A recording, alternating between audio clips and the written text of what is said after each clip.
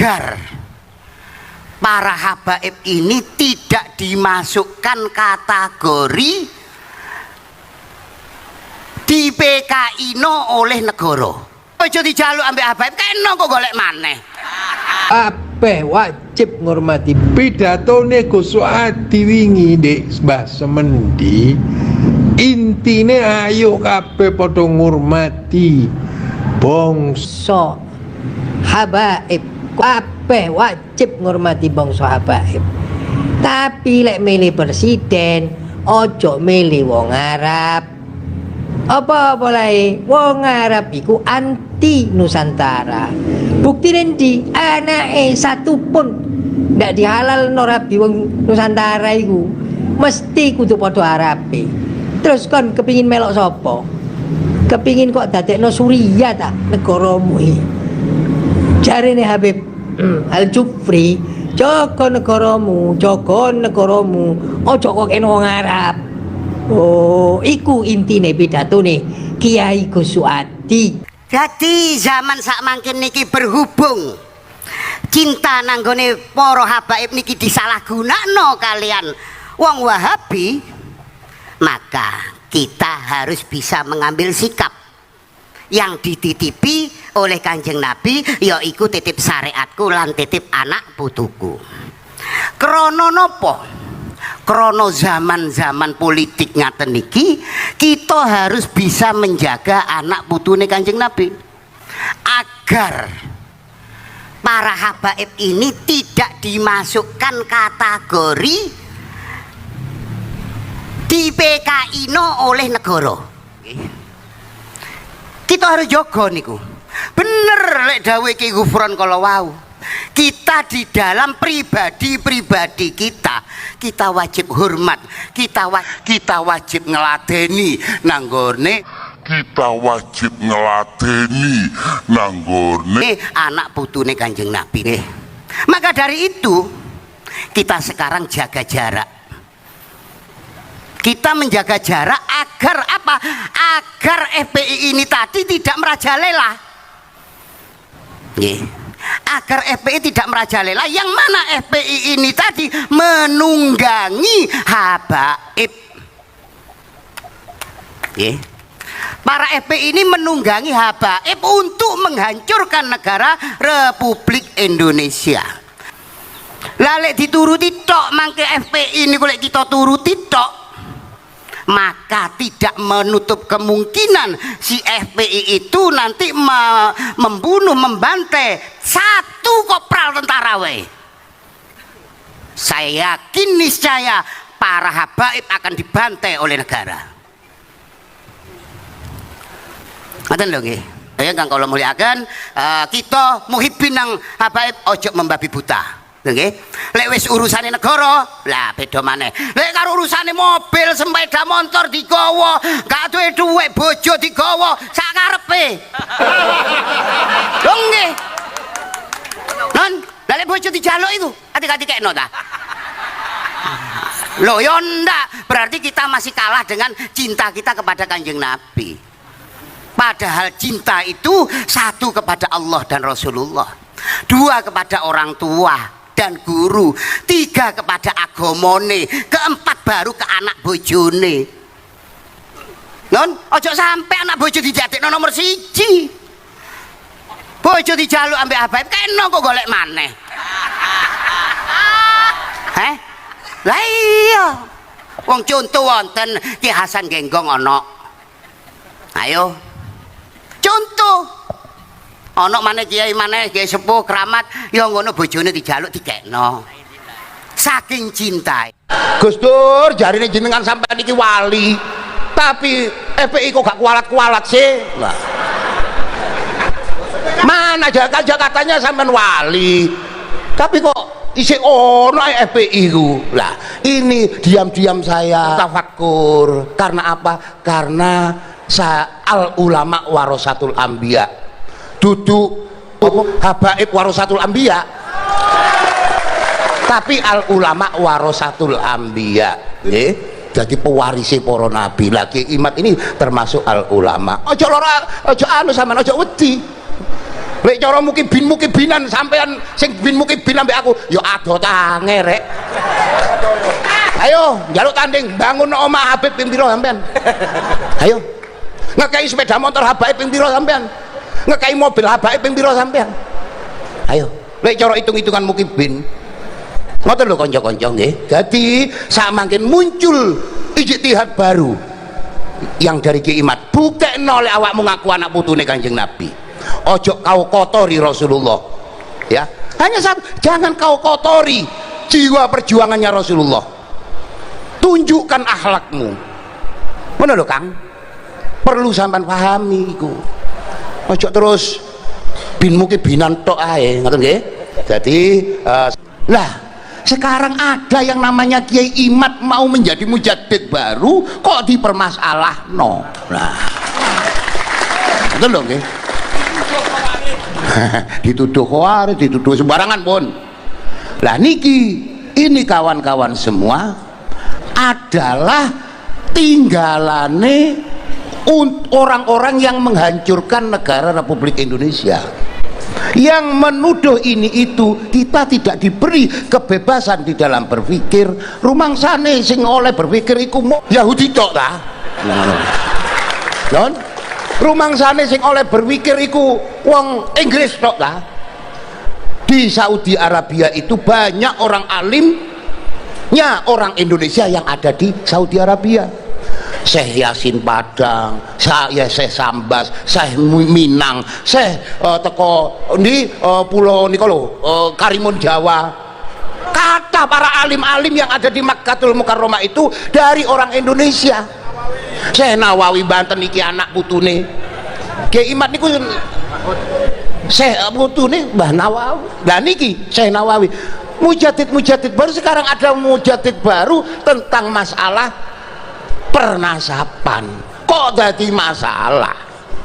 Dan ini lho kanca-kanca sedaya. Padahal ilmu yang sudah diambil yang jarang dipelajari oleh orang adalah ilmu nasab, ilmu faraid, ambil ilmu apa sih? Telu. Falak, rodok berkurang. Padahal niki adalah ilmune wong santri. Betul lho nggih? Kanca-kanca sedaya. Dadi kanca-kanca aja napa jenenge? Ojo terpengaruh ambek omongane manise wong, nggih. Jangan terpengaruh oleh manisnya orang. Kalau saya masya Allah dengan adanya munculnya Kiai Imat ini sebuah penolong kepada dulu, saya. ngeten Bro Rawuh. Ada yang jauh konco kulo Malang, Syekh Ali Jum'ah begini, beda dengan Kiai Imat.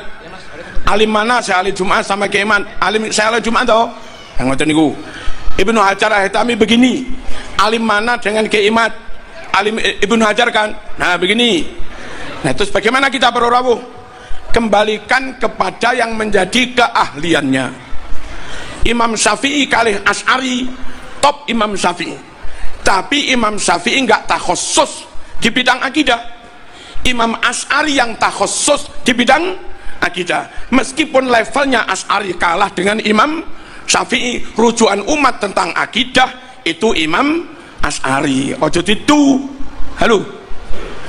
Yun sewu soal nata wirid ketorikoan antara Imam Junaid kali Imam Syafi'i, yang ngetop Imam Syafi'i, tapi yang takhusus di bidang toriko itu Imam Junaid.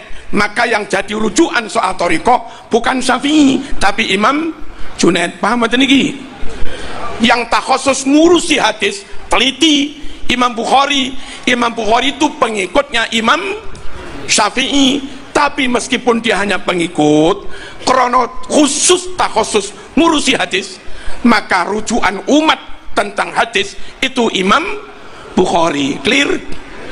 Di Indonesia ada kiai yang jabatannya di NU jauh lebih top daripada Kiai Imat, tapi beliau tidak takhusus di bidang nasab, gitu loh. Kiai Imat mungkin hanya pengurus RMI Banten, wong cilik mungkin, tapi takhusus di bidang nasab. Andai tanya fikih mungkin masih kepada beliau, andai tanya kebijakan NU mungkin masih pada beliau, tapi lek tanya nasab yang takhusus itu Kiai Imat. Paham den? Nun sewu, satu lagi. Gus Suaidi top. Halo. Di bidang bangun pondok satunggalane. Tapi nggak ngetop, nggak pentol. Meskipun bakul bakso yang biasa nongkrong di situ, ngajinya kalah jauh dengan Gus Suaidi, reputasinya kalah jauh dengan Gus Suaidi, tapi Gus Suaidi nggak tak khusus nggak pentol. Lah bakul bakso ikut tak khusus nggak pentol. Soal bagaimana nggak pentol sing kenyil-kenyil, saya lebih percaya pada bakul bakso. Lalu tentang nasab, orang Mojokerto itu sulit melacak apakah saya keturunan Hayamuruk, sulit. Padahal jeda waktunya masih ini 1446 tahun. Lalu begitu mudahnya aneh keturunan Rasulullah. Sing 700 tahun angel, Mas. Apa mana sing 1400 tahun, kecuali mau dibuktikan. Gitu loh. Dibuktikan secara genetik, oke. Lalu ada kakak yang berbeda. Kakak terbit tahun 400 Hijriah.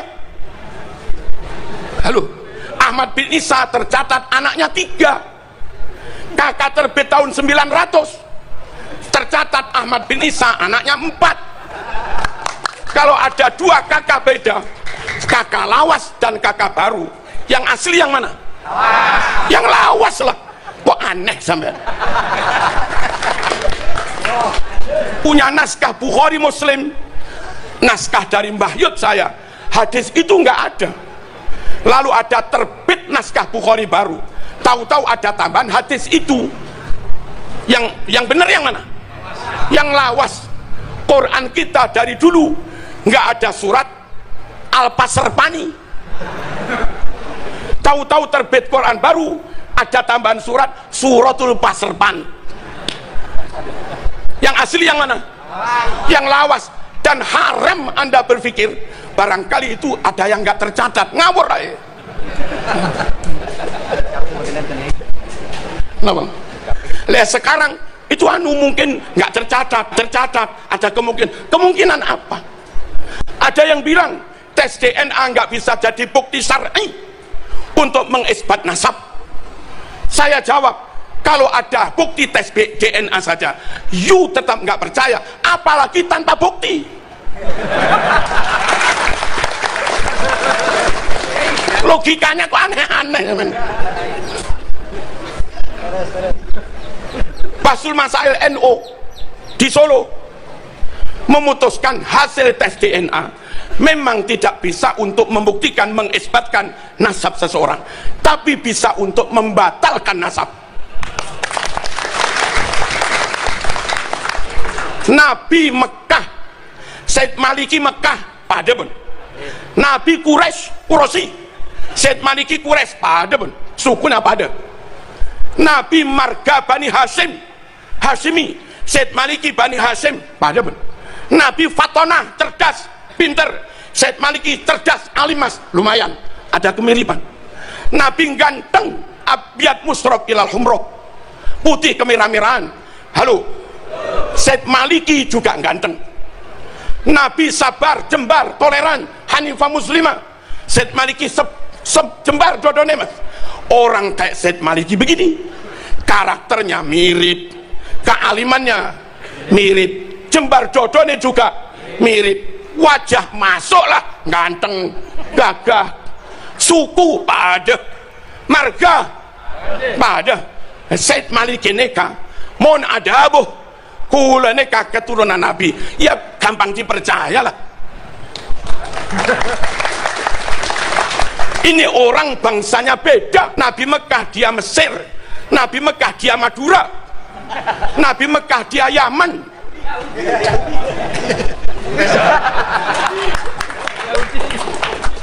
Bangsanya beda, sukunya beda. Halo, Nabi Quraisy dia Hadramaut, Nabi Quraisy dia Habasyah, Nabi Quraisy dia Qahtan, Nabi Quraisy dia Tamim. Marganya Nabi Bani Hashim dia Al-Aidid, Al-Katiri, Al-Pasrapani, Al-Kaburi, wajah nggak masuk. Nabi ganteng, Said Maliki ganteng, dia nggak ganteng belas. Nabi alim pinter, dia logikanya konyol. Weh, Nabi sabar jembar dodone, dek ngamuan, takbir prak, salah takbir. Terus ngaku keturunan Nabi, dites tak boron, dilacak nasabnya urut satu persatu bergenerasi tak boron. Buku yang katanya punya anak 4 dites pakai zat karbon untuk mengetahui nama keempat itu tintanya umurnya sama apa enggak. Kertasnya lebih lawas yang itu apa lebih lawas yang anak 3, dites tak boron. Terus ngaku keturunan Nabi, udah rem aja oneng negara. Kita harus menjaga kemurnian nasab Rasulullah sallallahu alaihi wasallam supaya orang yang kita tabaruki pasti qat'i 100% keturunan Nabi. Harus dijaga kemurnian ini. Khawatir kalau nggak dijaga, sembarang orang gampang ngaku keturunan, kadung ditabaruki pol-polan, kadung Gus Adi paringi mobil ben barokah, lah tiba keturunannya semprol ya apa.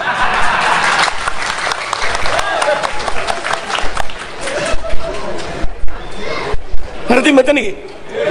Verifikasi itu penting, validasi penting, pelacakan penting, baik pelacakan genealogi ataupun pelacakan naskah penting.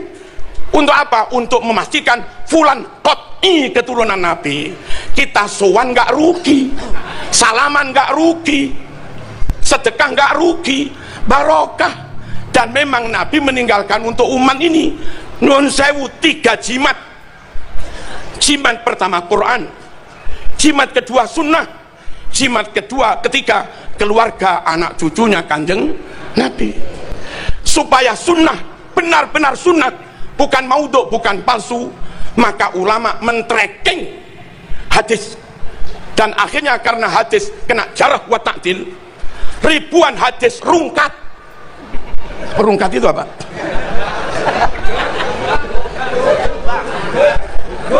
Dari 100.000 hadis lebih yang akhirnya dinyatakan sahih oleh Bukhari hanya sekitar 4.000-an, Muslim hanya sekitar 4.000-an, yang rungkat puluhan ribu. Dan itu ulama harus melakukan itu. Jangan sampai kadung diyakini sunnah Rasul ternyata sabdanya Abu Jahal, mas. Weh Quran jimat, Quran mujma' alaih, qat'i, udah nggak ada masalah. Yang kedua sunnah juga jimat. Biar jimat ini benar-benar terjaga, maka ulama melakukan penelitian hadis. Lalu jimat ketiga, setelah berlangsung 1446 tahun, biar nggak mudah, nggak gampang orang ngaku keturunan Nabi ternyata keturunan semprul, ditabaruki tak mandi, mas. Nggak mandi itu apa? Tak mandi, ditawasuli tak mandi, wong keturunan semprul. Supaya umat tetap dapat barokah ketika sowan, ketika tabaruk, tawasul, qat'i keturunan Rasulullah, maka juga perlu di tracking. Lah itu tugasnya Ki Imat gitu loh. Weh, mulia apa enggak ini? Mulia, untuk memastikan keturunan ini murni, wa yutahhirakum tathira. Dia terus, maaf panjenengan yang selama ini enggak dianggap keturunan Nabi, tak usah khawatir bun. Siapa tahu penelitian Kiai Imat dan kawan-kawan sambian terbukti keturunan Nabi, maka kami enggak ragu hormat neng sampean, enggak ragu mahabbah neng sampean. Ojo kesusu musuhi Kiai Imat. Penelitian ini untuk kamu juga gitu loh. Timbang diragukan terus, timbang maskok fih terus, timbang mukhtalaf fih terus, timbang iltibas terus, ndang dijelas nih mas. Paham enggak? Kalaupun diteliti ternyata bukan, Sampean kudu lilo demi menjaga kemurnian anak cucu Nabi, zuriat Nabi, daripada saya dicantol-cantolkan di situ.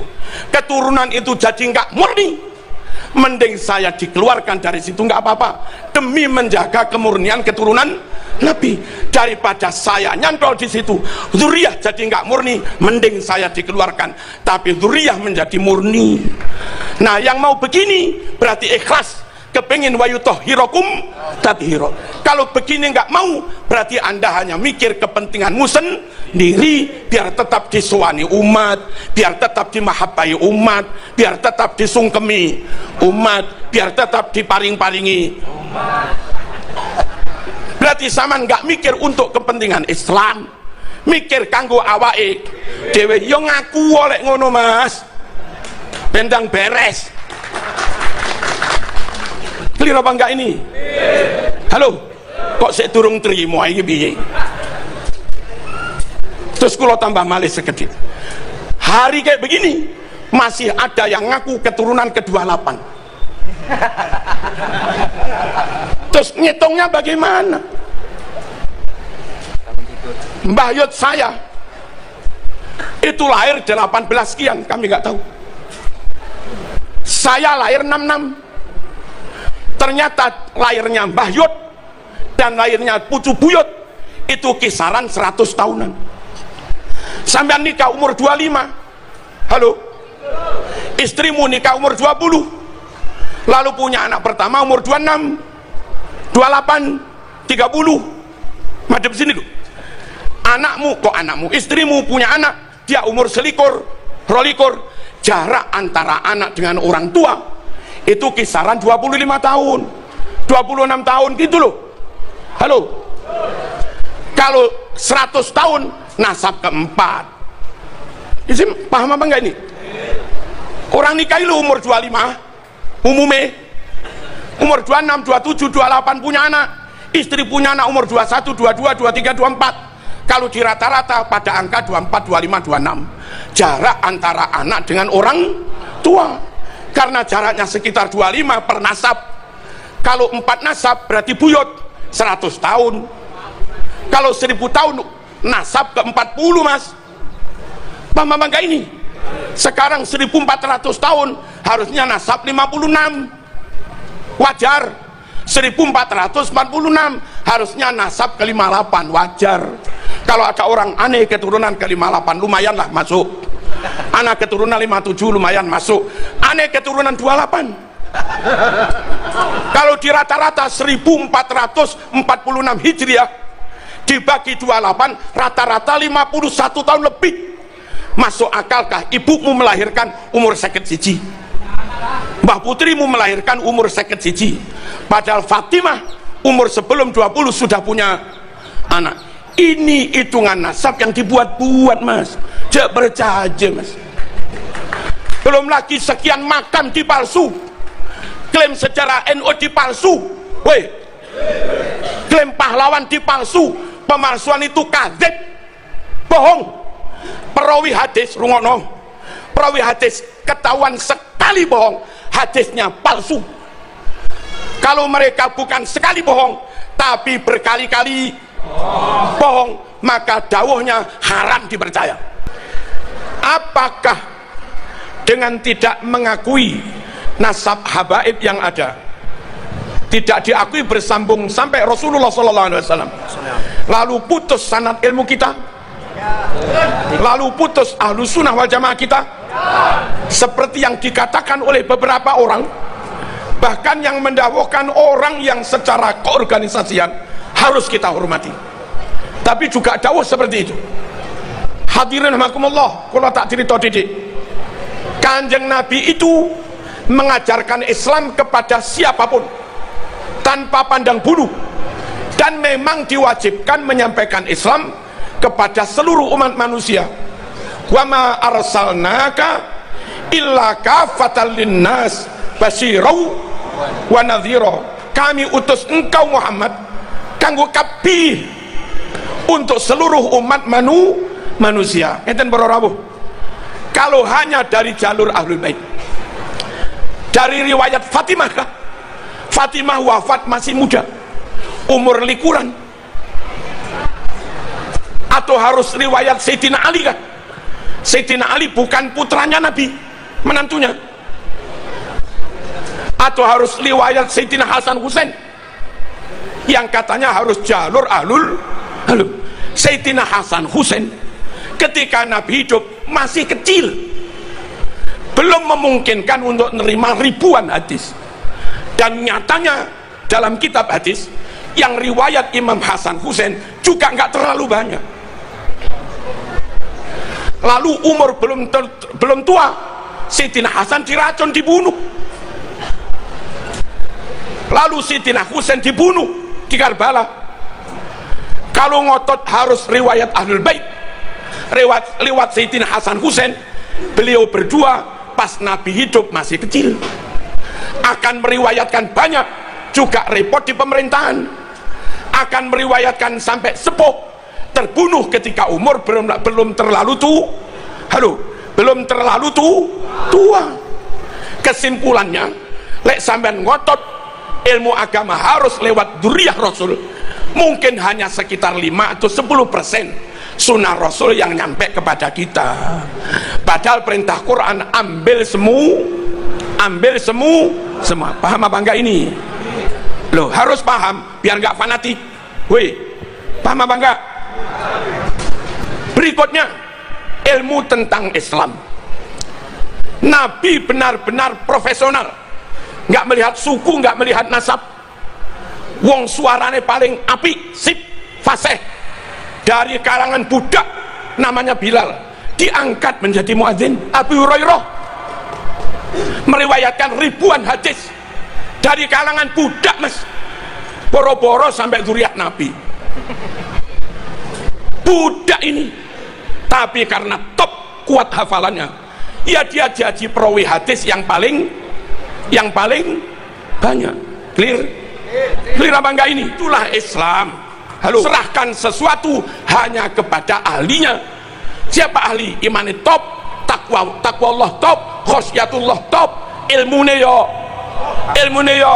top, akhlake top, nyun sewu, kapasitasnya juga top. Itu namanya ahlinya, dan harus ahlu sunnah wal jamaah. Serahkan pada ahlinya. Madhab 4, Imam Syafi'i nasabe sopo?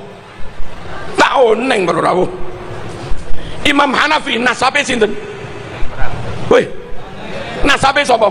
Tak oneng. Imam Maliki tak oneng. Imam Hambali tak oneng. Imam Asy'ari tak oneng. Imam Maturidi tak oneng. Imam Bukhari Muslim tak oneng. Imam Junaid Al-Baghdadi tak oneng kabeh. Imam Ghazali, kita kepada beliau belas nggak ngerti nasabnya. Woi, nggak ngerti nasabnya, dan nggak tahu juga sahkah Islam kita. Manut orang yang kita nggak tahu nasabnya itu loh, sah apa enggak? Lah jadi ini harus cari nasab ini. Enggak juga kan? Lo ngoten boro rawuh. Andai dari kajian Kiai Iman lalu terbukti fulan yang selama ini kita yakini dzurriyyah Rasul, ternyata terbukti bukan, maka hukum kita ngaji kitab karangan dia seperti kita ngaji Fathul Qorib, tanpa harus meyakini pengarang Fathul Qorib keturunannya Kanjeng Nabi gitu loh. Dong apa enggak ini? Lalu aneh kalau dikatakan kalau nggak ngakui sanad ilmumu putus. Di Pondok Lirboyo, Ploso, Sidogiri, di mana-mana, di perpus, kalau ada 1000 kitab yang dibaca, itu yang karangan orang Yaman, nggak ada 1%, mas.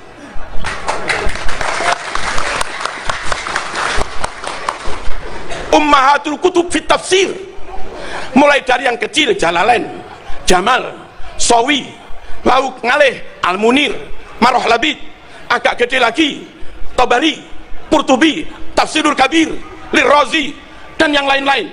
Itu semua non Yaman.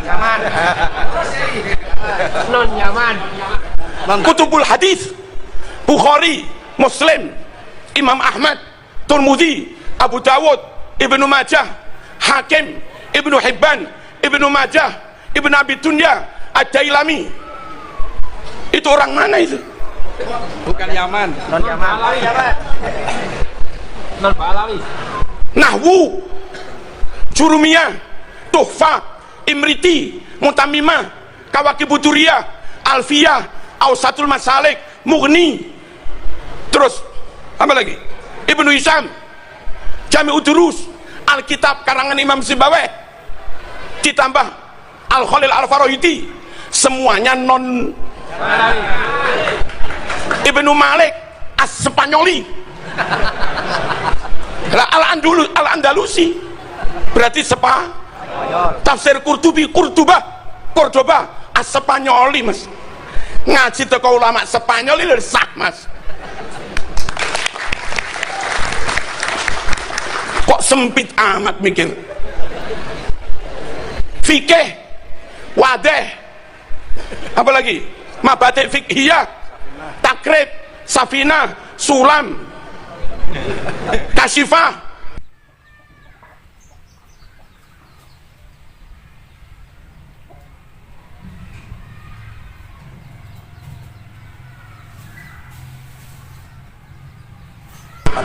Fathul Qorib, Bajuri, Tanwirul Qulub, Qalyubi, Bughyah, Nihatul Muhtaj, Wahab, Mu'in, Nihatul Zain, dan segala macamnya. Wong ndi kuwi sing ngarang?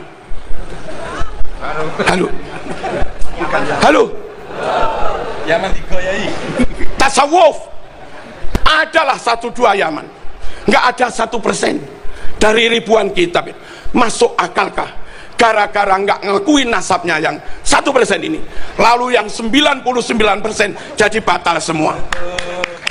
Apa udah rem aja? Paham nih? Bukan masalah rungkat, mas. Wassalamualaikum warahmatullahi wabarakatuh. Tidak jauh beda seperti cinta buta ya kawan-kawan.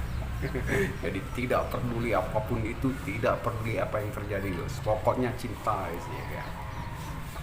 Oke lah, demikian untuk video kali ini ya kawan-kawan. Semoga bermanfaat bagi kita semua. Semoga kita bisa memetik pelajaran dari video ini dan bisa membuat pola pikir kita menjadi lebih jernih, lebih bijak dalam menghadapi segala sesuatu, apalagi media sosial. Satu hal yang perlu diingat, jangan mudah percaya, jangan gampang terprovokasi, apalagi terhasu. Lebih cermat dan bijak ketika kita mendapat informasi. Tidak ada salahnya kita tarik benang merahnya, kemudian mencari narasumber untuk membanding agar kita tidak keblinger. Sehat selalu, sukses selalu. Terima kasih sudah menonton. Assalamualaikum warahmatullahi wabarakatuh.